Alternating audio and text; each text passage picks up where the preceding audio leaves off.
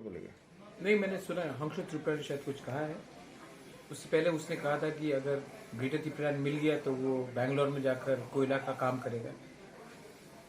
पहला बात है कि बैंगलोर में कोई कोयला का काम नहीं है, कर्नाटका में शायद हो सकता है, लेकिन बैंगलोर में कोई कोयला का खान नहीं है तो वो बैंगलोर में जाकर कोयला का खान का काम करे।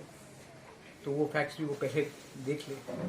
दूसरा बात है कि आई थिंक ये जो स्टेटमेंट्स आ रहे हैं बीजेपी से, क्योंकि वो लोग दर्द वो देखा जाएगा, लेकिन त्रिपुरा मोथा अपने दम और अपने बलबूते में लड़ेगा और त्रिपुरा मोथा 20 से ज्यादा सीट में लड़ेगा।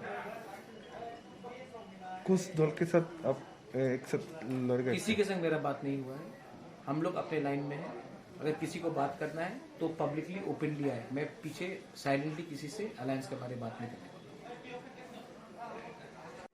तो अपने पार्टी से, बीजेपी की पार्टी से बहुत लोग पार्टी छोड़कर मोथा में ज्वाइन कर रहे हैं। इसके लिए अपने लोगों को एक विश्वास देने के लिए कि आप मोथा मत जाइए, हम मोथा के खिलाफ है। इसके लिए अपने पार्टी को एक रखने के लिए, नहीं टूटने के लिए वो ये स्टेटमेंट्स दे रहे हैं।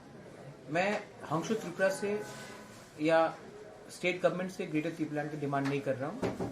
मैं ग्रेटर त्रिपुरा जो हमारा कॉन्स्टिट्यूशनल लीगल डिमांड है वो हम गवर्नमेंट ऑफ इंडिया से कर रहे हैं। अगर गवर्नमेंट ऑफ इंडिया ने हंसु त्रिपुरा को परमिशन दिया है बात करने के लिए ग्रेटर त्रिपुरा के लिए, तो हमको कुछ कागज दिखा दे, वरना मैं उस स्टेटमेंट का रिएक्शन देना नहीं चाहता। उन्होंने बोला है आपका जो ग्रेटर त्रिपुरा मांग रहा है उसका कोई बिल अभी पास नहीं हुआ, उसका कोई लेटर वगैरह कुछ नहीं है। उसने देखा है,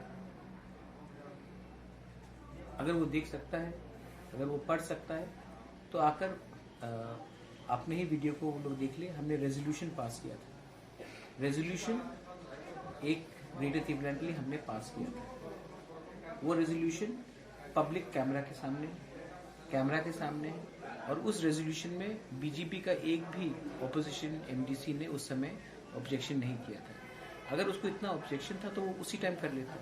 लेकिन ठीक है, मैं हंसु को ब्लेम नहीं करता हूँ। मैंने पहले भी कहा है, चाबी कोई और लगाता है, बात कोई त्रिपुरा करता है। ठीक है, ये राजनीति है। हम अपने लाइन में हैं, बीजेपी का अपना लाइन है और बीजेपी बहुत स्टेटमेंट्स देंगे क्योंकि उनको अपना पार्टी को एक रखना है। और अगर उनको अपने पार्टी को एक रखना है तो पार्टी में आपने अलायंस क्यों किया आईपीएफटी के साथ जब उन्होंने त्रिपुरा लैंड डिमांड किया था?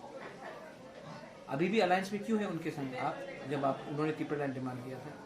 जब आईपीएफटी डिमांड करता है तो ठीक है, लेकिन जब त्रिपुरा मोथा डिमांड करता है तो उनको प्रॉब्लम है, क्योंकि वो लोग जानते हैं कि त्रिपुरा मोथा कॉम्प्रोमाइज नहीं करने वाला। महाराज आने वाला जो इलेक्शन हो रहा है, मणिपुर में हो रहा है, त्रिपुरा में अर्बन बॉडी का इलेक्शन हो गया है, तो अब विलेज काउंसिल इलेक्शन 100% होना चाहिए। और उसके लिए हमने आज ही डिसीजन लिया है कि हम लोग गवर्नर के पास जाके सबमिशन देंगे। उसके बाद हम जाकर स्टेट इलेक्शन कमीशन से बात करेंगे और अगर तभी भी कुछ रिलीफ नहीं मिला तो हम हाई कोर्ट में जाएंगे। लेकिन आज बीजेपी प्रेस मीट जब हो रहा था उस समय टिंकरौल महोदय जी बोल रहे थे कि अभी तो कोविड का सिचुएशन है, नहीं तो हम भी चाहते हैं। तो यूपी में इलेक्शन कैंसिल करा दीजिए ना, तब आप मणिपुर में इलेक्शन कैंसिल करा दीजिए। कोविड का सिचुएशन है, ठीक है, मैं समझता हूँ, अनाउंसमेंट कर दीजिए ना। अच्छा चलिए, 1 महीने बाद, 2 महीने बाद प्रिपरेशन तो शुरू होगा, या फिर आप ऐसे चलते रहे।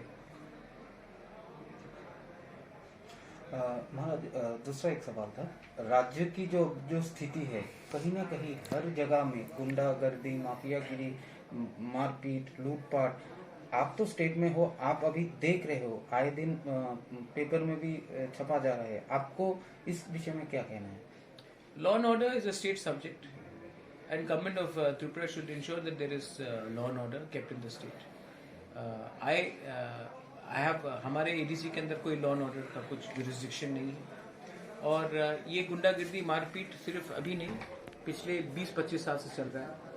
हर गवर्नमेंट ने, कांग्रेस हो, सीपीएम हो या फिर बीजेपी हो, ने क्रिमिनल्स को पनाह दी है और क्योंकि हमने क्रिमिनल्स को पनाह दी है, इसके लिए आज पुलिस भी उनको ठीक तरीके से अरेस्ट नहीं कर सकता है।